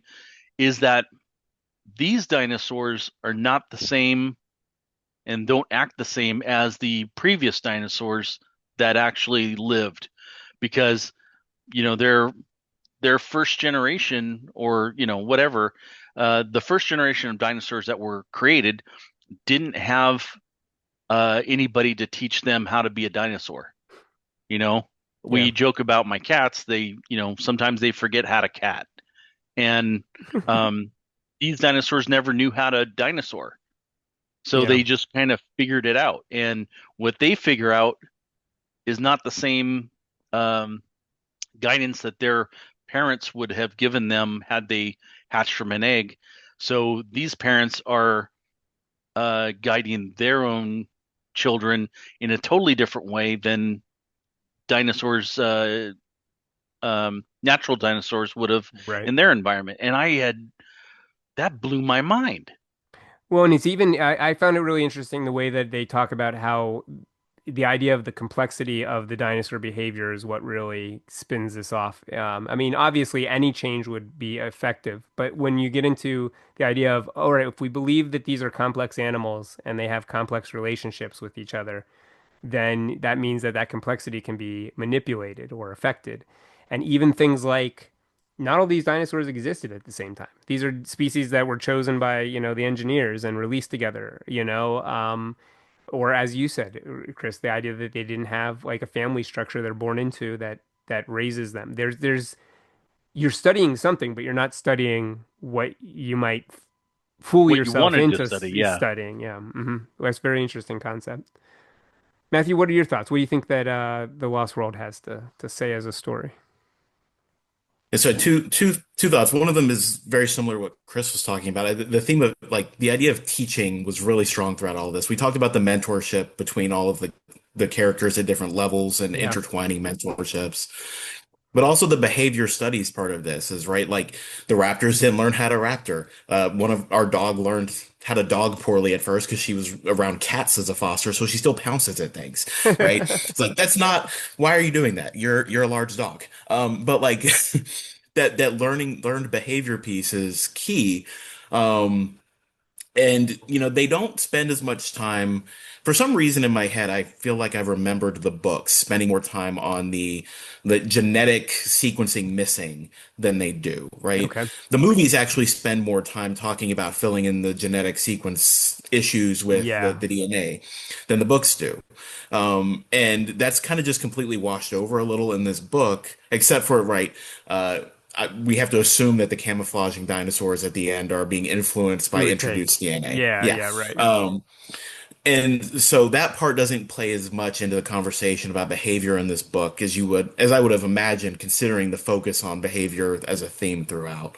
Um, and I wrote down a note to myself that Malcolm is actually more optimistic about behavior and learning than Levine is in this. In my read, which is funny because he's the cynic in there to be opposed to Right. everything. Um, and then I wrote that corporate dinosaurs shock are combative and can't cooperate with each other, right? They're learning from the environment. They were like, how much impact does the way they were created play on their behavior? It's probably a stretch, but that's probably the thematic thing that was subtly threading through here. Um, my other thought was actually a holdover between the two books, Okay. in both Jurassic Park. Um, Let me get my quote right here. I posted this on social as I was rereading Jurassic Park. Isn't it amazing? In the information society, nobody thinks. We expected to banish paper, but we actually banished thought. And this is, of course, an Ian Malcolm thing. Yep. And then in this book, we have this goes further, but what about intellectual diversity, our most necessary resource? That's disappearing faster than trees, but we haven't figured that out. So now we're planning to put 5 billion people together in cyberspace, and it'll freeze the entire species. Everything will stop dead in its tracks. Everyone will think the same thing at the same time. Global uniformity. This very pessimistic view of the internet and this was 95, so Yeah. it was just coming online for the average person, right? Social media was not even a thought then.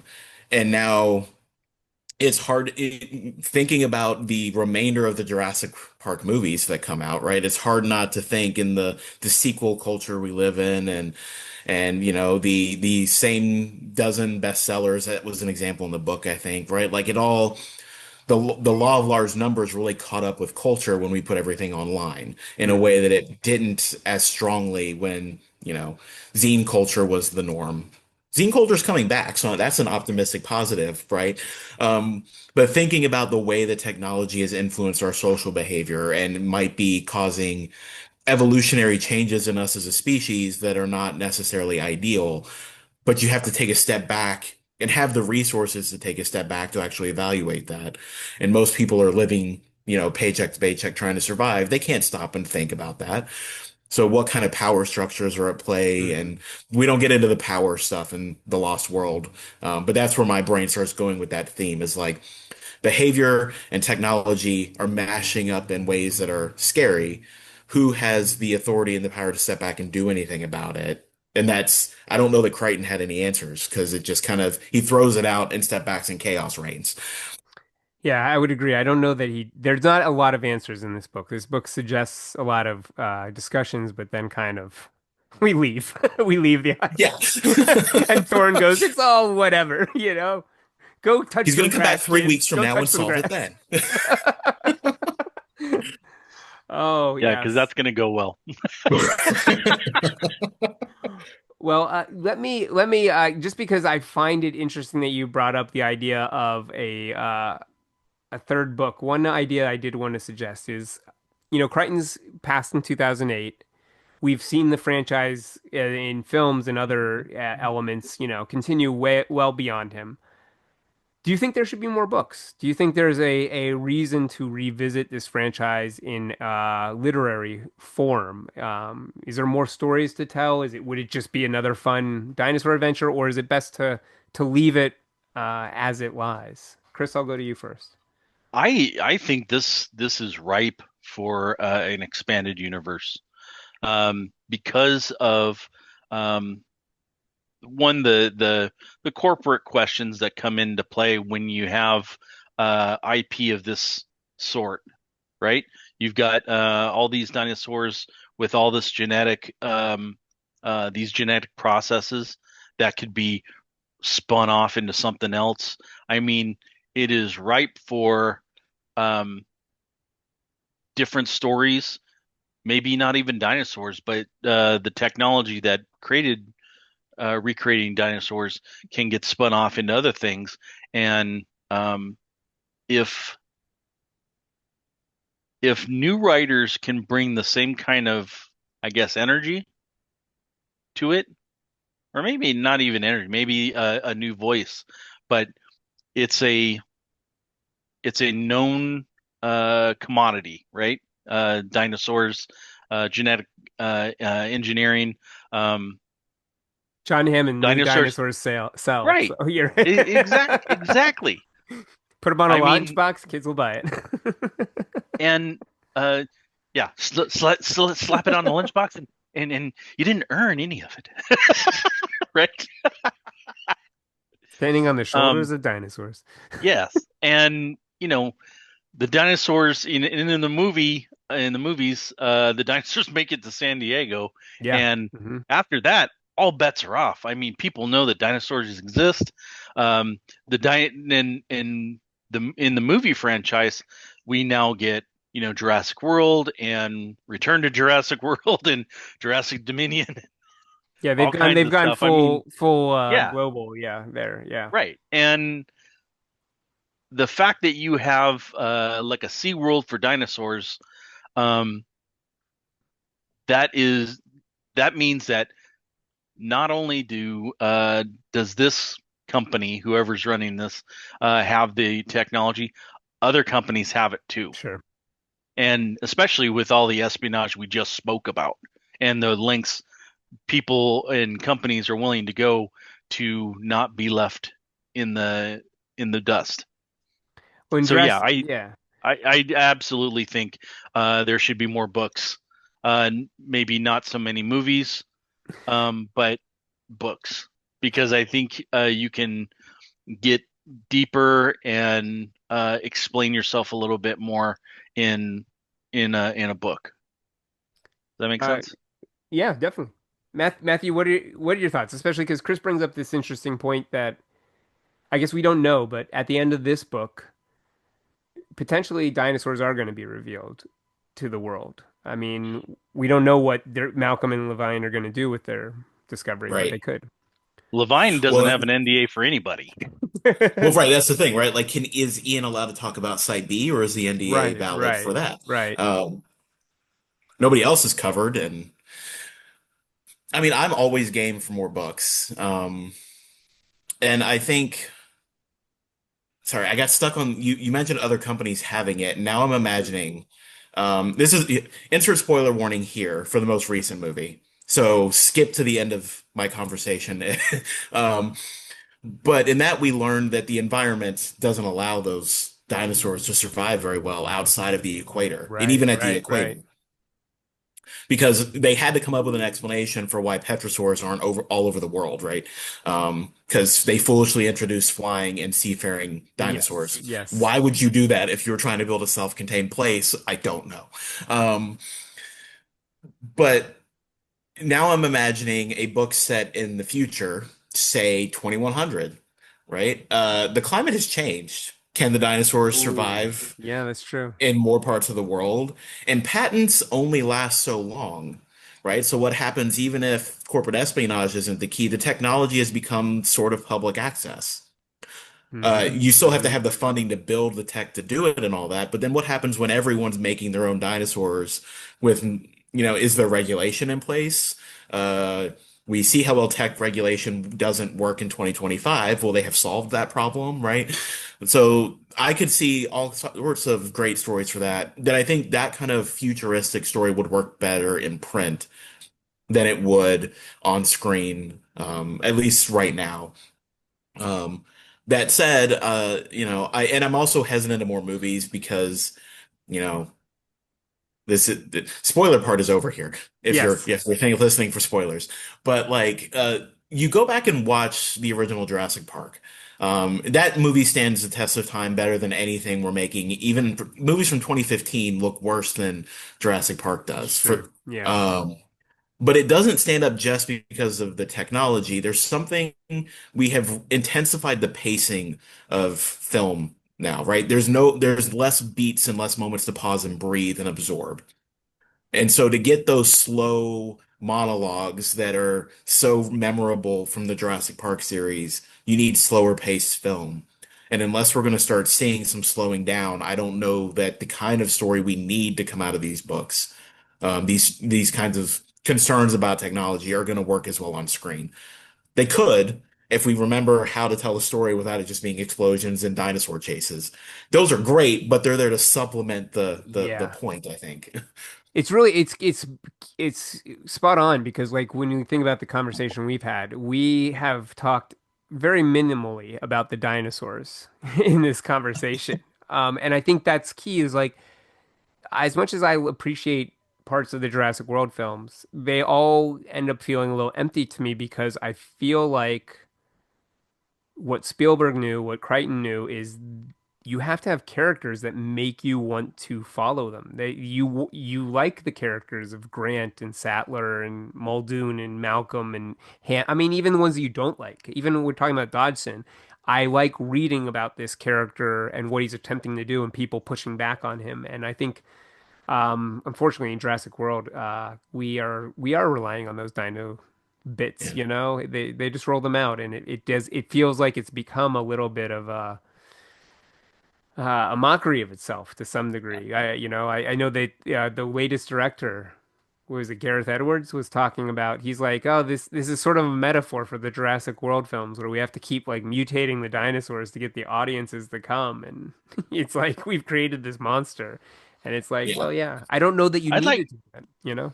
yeah, I'd like to know what um a spy thriller story you could do with in this world. You know, we are talking about Dotson and the lengths that he's willing to go to. Um, you know, the superheroes have like um Falcon and the Winter Soldier, the Captain America film, that was more spy thriller than Sure. superhero. Oh yeah, That yeah. that was a good story, and it was a good um, break from all the cosmic and world destroying everything that brought the story down to a couple of people and different different philosophies, that type of thing. I think that would be really interesting to do in this world, a spy thriller. Yeah, I mean, I Well, would watch a Winter Soldier styled Jurassic Park movie, right? Like, Mhm. or a Born Identity Jurassic Park movie. Yeah, it, exactly. I would totally be in for that.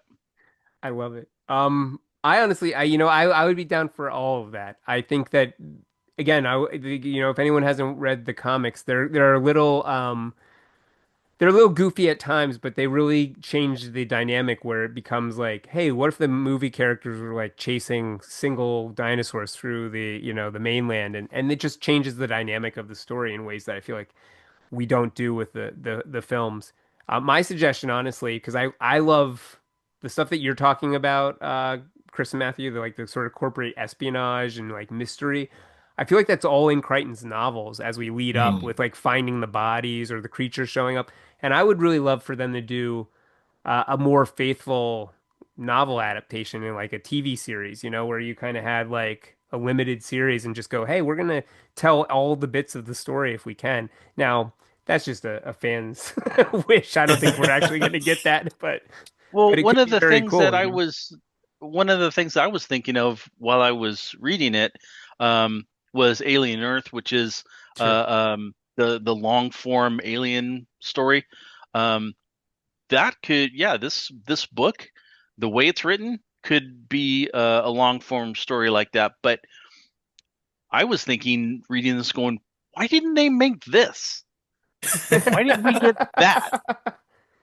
I I didn't understand it. I didn't understand why it was so different. And but I mean, I was kind of thankful it was so different because it made reading the book feel like an absolutely new experience. And Sure. anything I knew about the Lost World film meant almost nothing to this, except for the cliff scene. Well, let me ask this as we're winding towards the end of our time.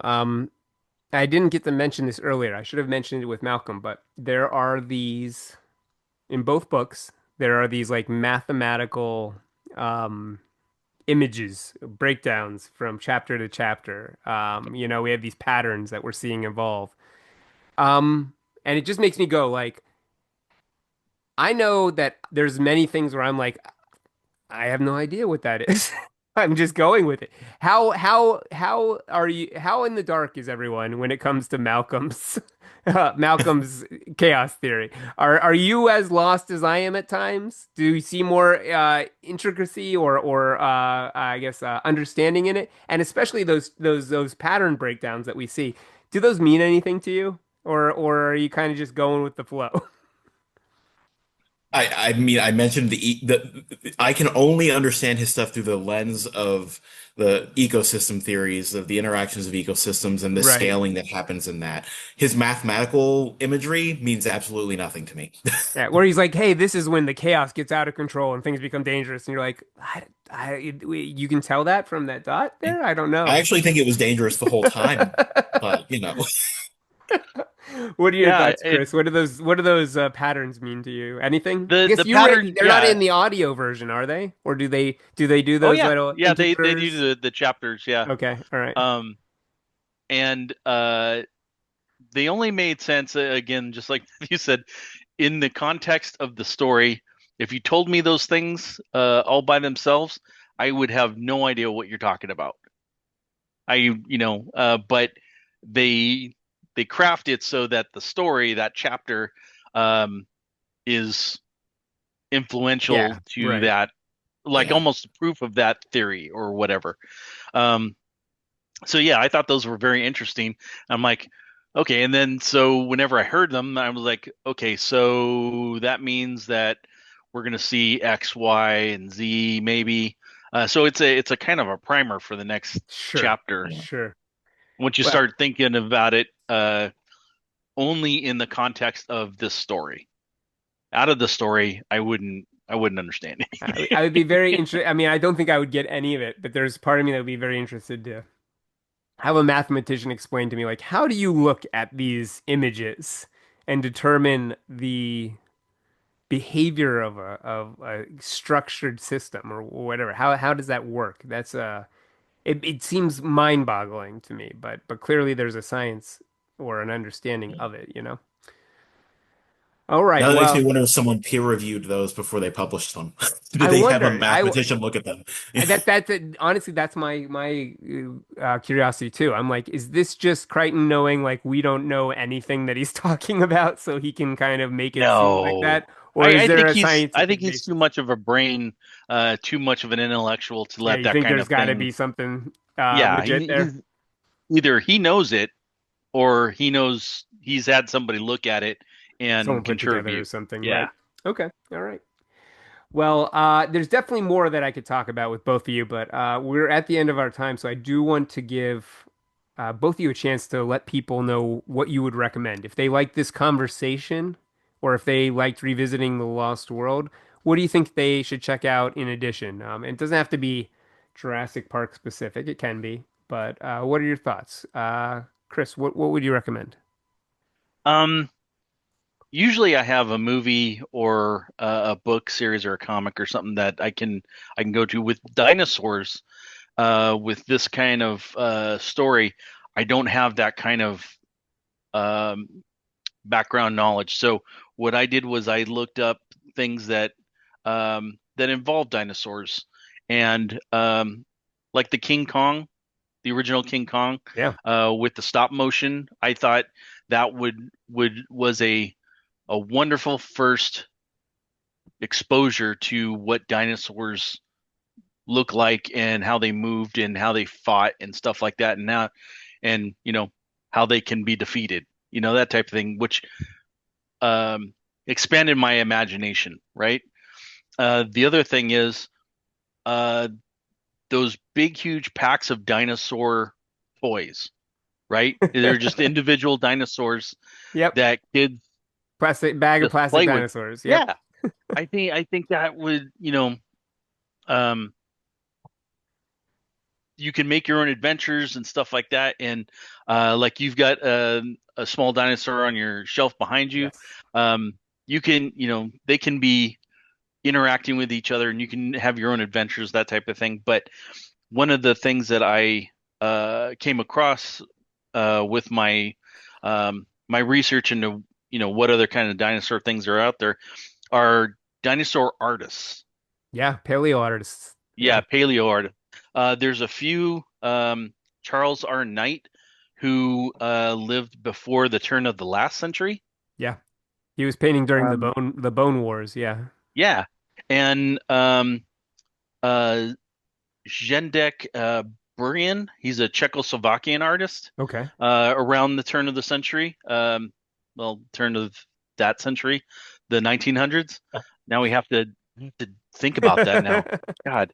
And then another early artist, Rudolf uh, Zelenigir Okay. from Russia, from the 20s. He lived in like World War One and Two, or actually World War Two, probably in his prime. But the art I saw with those three artists was really amazing, and I'm sure it's really far off from what we know about dinosaurs now. But Sure. remember when we were growing up, and there was a Brachiosaurus, and there was Tyrannosaurus Rex, there was a Tremelodon or whatever. Um, the names were very simple, and now they're so complicated. I don't know what they're talking about. It's I'm sure the art reflects that also. It was probably very simple. What the brontosauruses probably did not act like that anymore. And but it was very good. It was very good and very impressive. The art that was being generated at that time regarding dinosaurs. Well, and I think what's so interesting is there's a point in the book where they talk about um how like our Puritan or not Puritan, but the Victorian view of Hmm. dinosaurs and of the evolution and sort of humans' places in the universe reflected like, what we see in a lot of that art, where they are slower and sort of like these big lumbering beasts. As you get into the more recent paleo art, they become more active, have more feathers. I mean, it always changes with the art. Spinosaurus is a fun one to watch because he like bounces all over the place with how they're depicting him. So yeah, definitely check that out. Especially Charles Knight was anyone who's looked at dinosaur art will probably recognize some of those paintings. Matthew, what would you recommend? I have no dinosaur recommendations for you. They're all thematic Excellent. recommendations. So if you want something like nonfiction-y that's related to bringing things back to life, there's this book, I think it was 2017, called Woolly. It's about bringing back woolly mammoths, Okay. which has been a big conversation. Some of that research happening here at Harvard and MIT.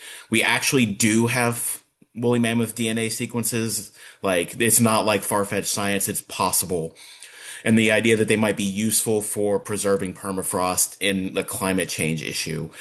All the same ethical issues come up with this, right? Lots of questions, but it is theoretically possible in a way that dinosaurs are a little more far-fetched. Right, right. Um, this is like, if you want to think about behavior and large beasties and like fantasy books, I'm always suggesting Naomi Novik's His Majesty's Dragon, the Temeraire series. It's like set in the Napoleonic Wars where dragons actually exist, though.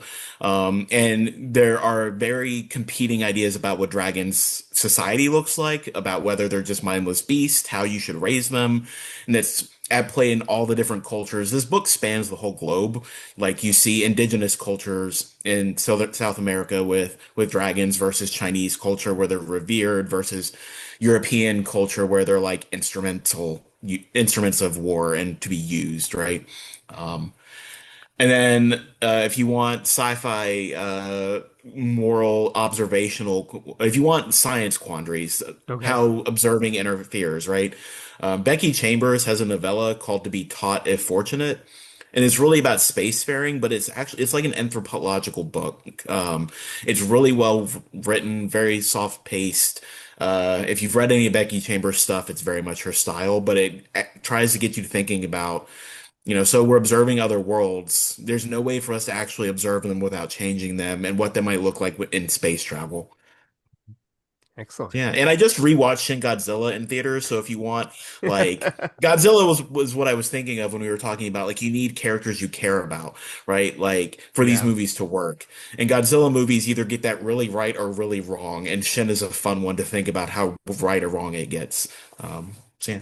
Excellent. Excellent. Is Shin the same universe as plus one or minus one? No, no, I don't think so. I Okay. don't think so either, yeah. Although I Yeah, love the idea of Godzilla plus one. That should right. definitely be the next. Gadzuki Someone made a reservation. It says Godzilla plus one. He's plus one. coming.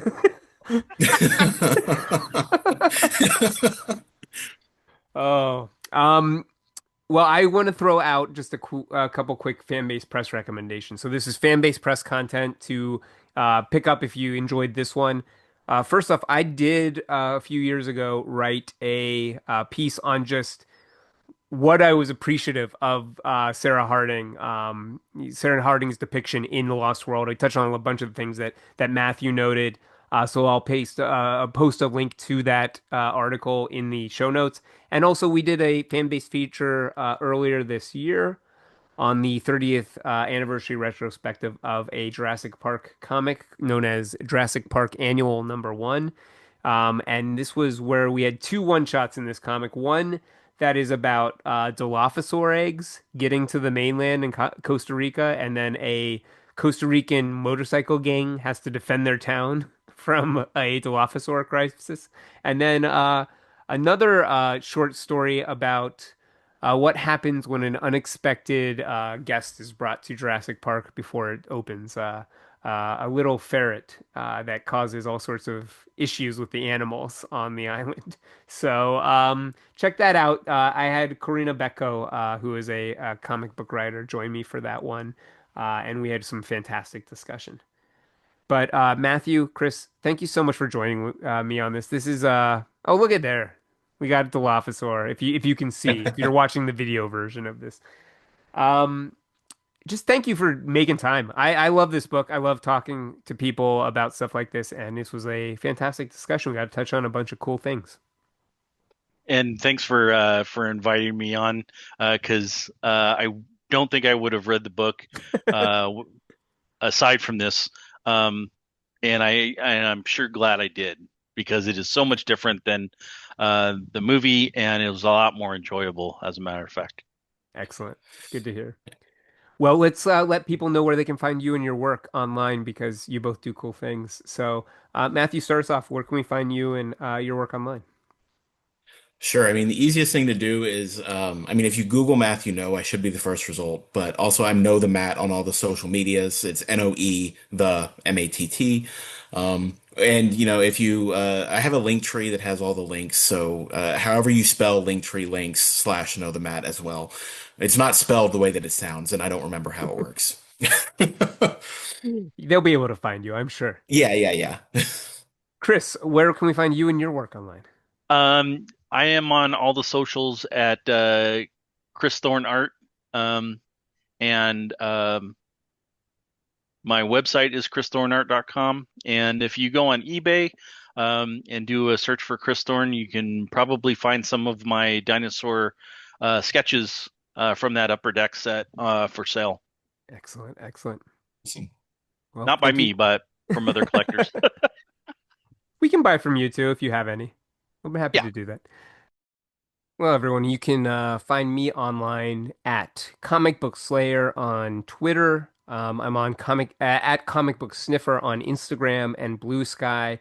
I'm also going to encourage you to follow Fanbase Press and the Fanbase Weekly on Facebook, on Twitter, on Blue Sky. You can also subscribe to and rate the Fanbase Weekly on Apple Podcasts. Those subscriptions help us, so do the ratings and reviews. So anything you can offer, we will be happy to take.